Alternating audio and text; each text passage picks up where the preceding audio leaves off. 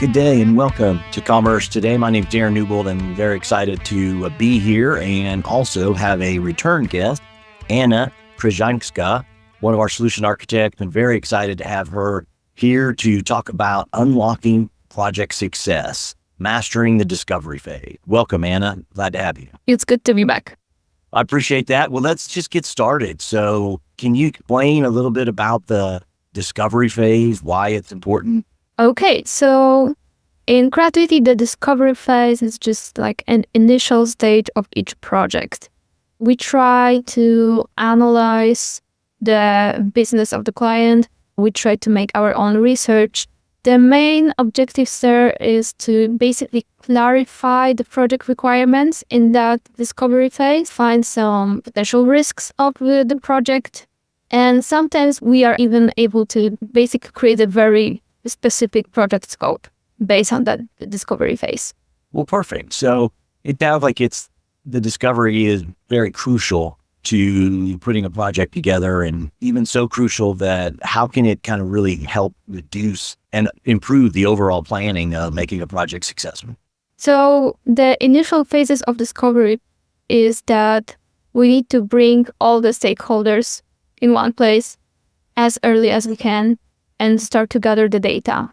And it had a huge impact after all when we start, execute the project, because the way we work and how we proceed with the discovery phase bring us more realistic timelines, more realistic budget, and we are sure that everyone are on the same page, all the stakeholders, any kind of people that are involved in the project had the same understanding what's going on, what needs to be done. Perfect. And gaining all of this information really puts us in a place to know, basically create expectations for both sides, for both us as the agency as well as for the client. So as you're doing this, I can imagine that there's some very key questions that need to be asked to really dig into a lot of this information. Can you share a little bit more on that? Yeah, so I will start with that. We need to make something to collect the requirements, right? So we are trying to gather business requirements from our clients. And to do that, we need to ask a very specific questions. Sometimes there are very simple questions. Sometimes there are very complex questions. But when we bring these questions to the table to our clients, it's very important because it can push the client to rethink some of the needs he is presenting to us, based on different perspective, like technological perspective that sometimes changes the business requirements and the other way around.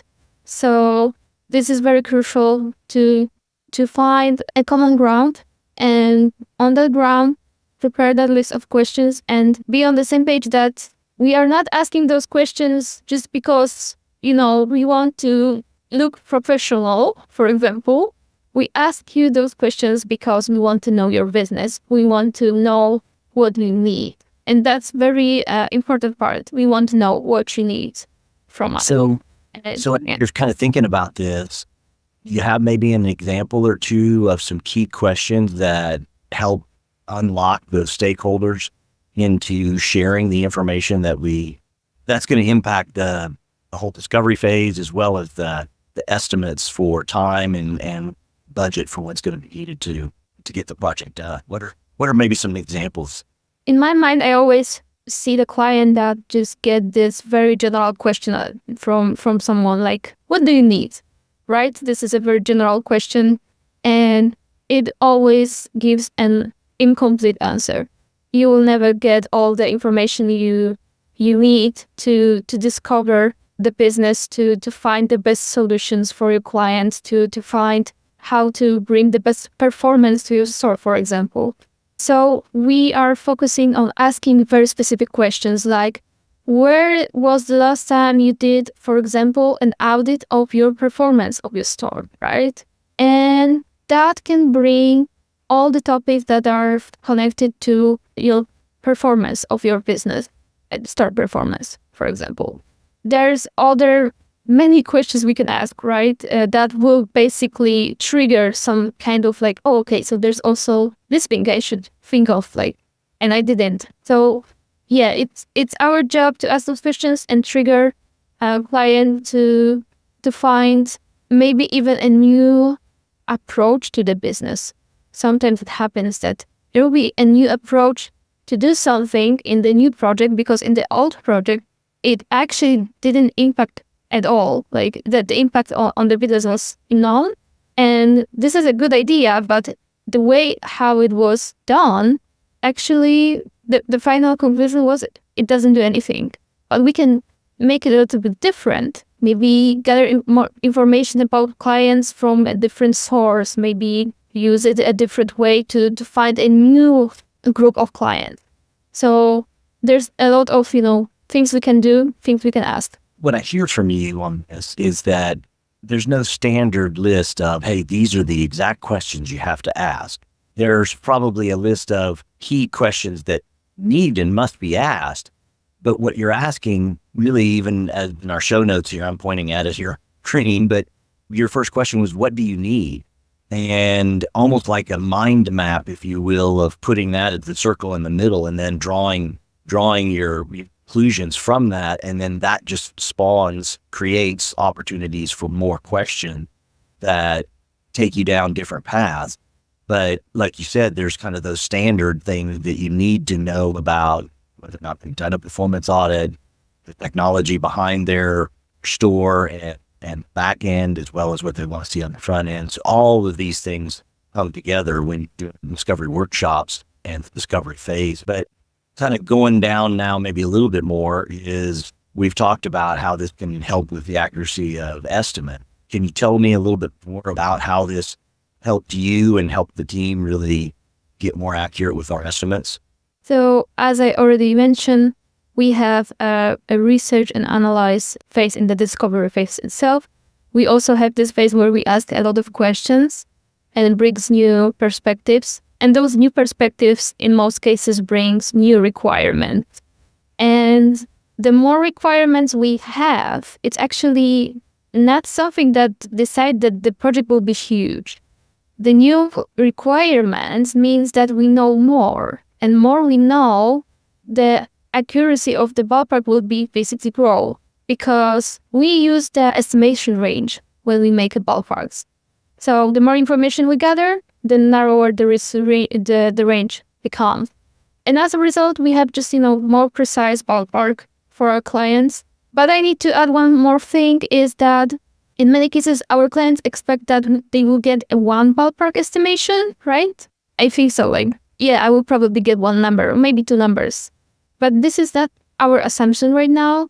When we are making a ballpark, we really want to check few ways. Like we can propose you an MVP version, but in 3 variants. So you can actually see what kind of values for what budget you can bring with MVP version, because for us, the MVP version can include some requirements that we think they should be prioritized to bring, for example, more revenue to our client.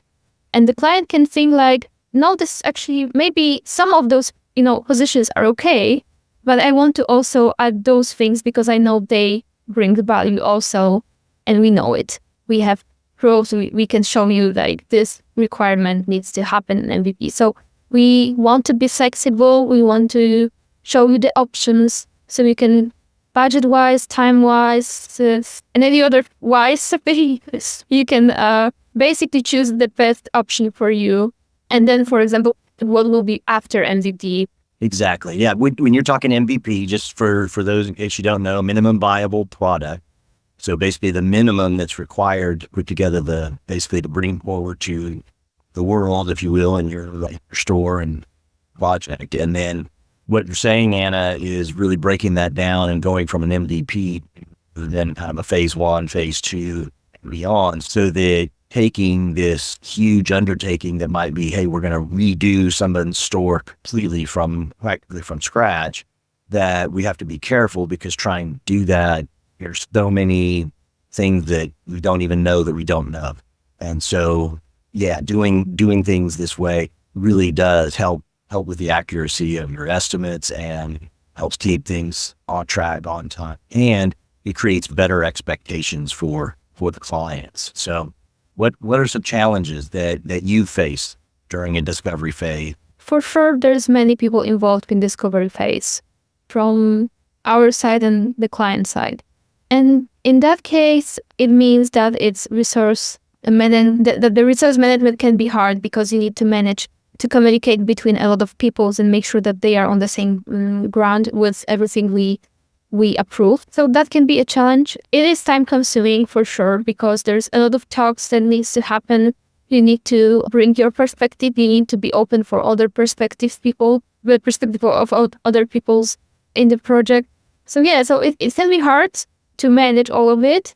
But in that case, it's good to have tools that can help us. There are tools that can help you with discovery phase in that cases. And we use them, so it's a little bit easier. Sometimes it's hard, but it's a little bit easier with those tools. Well, very, very good. Kind of bringing this all together, what do you find are some best practices? First, engage any kind of person that needs to be engaged right at the beginning of the project. Avoid situation where you, for example, want to discuss something with someone from marketing team, for example, but you will wait for 1 month, for example, and you go to that meeting with some agreements with different people, and then the person on the other side say, no, it cannot work like that, and you need to go back, right, where you started. So yes, bring the right people at the beginning of the project, the people that you need to know that they agree with you, what you discussed together. The second thing, make a huge research about your client. Like there's a lot of information of any kind of client right now in the internet. So use it. Bring those value to your meetings that you know your client, you know what they are doing. And it also help you, find their perspective even before the meeting is, happen. I think the next one would be to never think that business requirements are done. Like you wrote down business requirements and they will not change. You need to always be open-minded to change those business requirements because new information can come anytime and you need to be flexible for that. What you're talking about is really refining continuously the business requirements and even the estimates.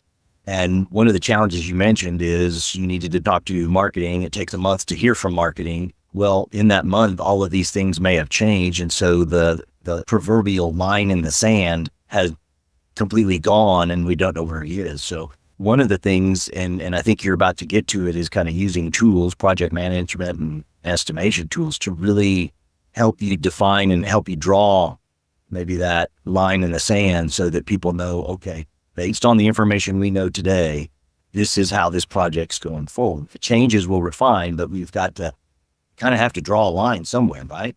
Yeah, I would not say that better, to be honest. Yeah, we have tools. The tools that are, in some cases, prepared for project management. And the discovery phase is basically a project that we need to do. So those tools are very helpful. We also have some estimation tools. We know that AI is bringing some new values to how we estimate things. So this is something, of course, new, but I'm pretty sure it maybe in half of a year, I will say that I'm only using one tool right now to estimate because everything's automated. So if you have a tool for estimation, use it as much as you can. Share it with all the people so everyone can see what's going on with those estimations, with those business requirements. And I think that's also like a very important thing to never forget to ask those questions. I know it's like I'm repeating myself, but without those questions, we will never be able to bring the accuracy we would like to with the ballpark, with everything, including, all the steps in the discovery phase we are doing. And often you have to ask the same question multiple times to multiple people so that it's not uncommon to get 3 different answers or 5 different answers from 3 different people. And that can be very, very different. Well, Anna, I want to kind of just maybe put a little bow around all of this and summarize as we kind of get to the end here. But the big thing about really, mastering it and having a great discovery and putting it all together is got to have that foundation for the project. and do your research, get clarity with all of the stakeholders. And I think one of the things we just got to remember is that this is a constantly refining process where it's continuous. Once the project's starting, it's like this discovery, this big ball is just continuing to roll, or just refine, change it a little bit. Does that sound about right? Yeah, I agree strongly. Very, very good. Well, Anna, as always, thank you so much for being here, and thank all of you that are listening. We encourage you to subscribe, check out our podcast anywhere and everywhere on YouTube under Commerce Today, as well as look up Joshua Warren on LinkedIn, and you'll find it there. So with that, we appreciate you. You take care and have a great day.